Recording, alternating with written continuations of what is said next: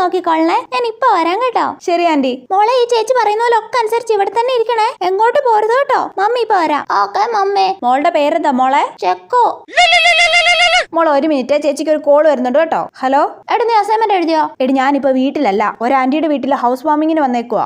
ഞാൻ എന്തായാലും അസൈൻമെന്റ് എഴുതാൻ പോവാ കേട്ടോ. എടി മരപ്പട്ടി അമൃത, ഞാനും കൂടെ വന്നിട്ട് എഴുതാടി. നീ പോടി. എടി കള്ളി എഴുതല്ലേ നീ. ഞാൻ എഴുതും. എടി മരമാക്രി പ്ലീസ് ഡി. നീ പോടി, ഞാൻ എഴുതും. എന്നാ പിന്നെ നീ പോയി എഴുതി മട്ടത്തി. അല്ല പിന്നെ മോള് നല്ല അനുസരണയിൽ ഇരിക്കുന്നുണ്ടല്ലോ. ഞാൻ പറഞ്ഞ പോലെ അനുസരിച്ചിരിക്കുവായിരുന്നു. ആണല്ലേ? മരപ്പട്ടി അമൃത എന്താ മോളെ പറഞ്ഞേ? മരമാക്രി. അയ്യോ, ഇതൊക്കെ എവിടുന്ന് പഠിച്ചതാ? കള്ളി. അയ്യോ, ഞാനൊന്നും പഠിപ്പിച്ചല്ല ആന്റി. പണ്ടത്തെ ചൂടാ.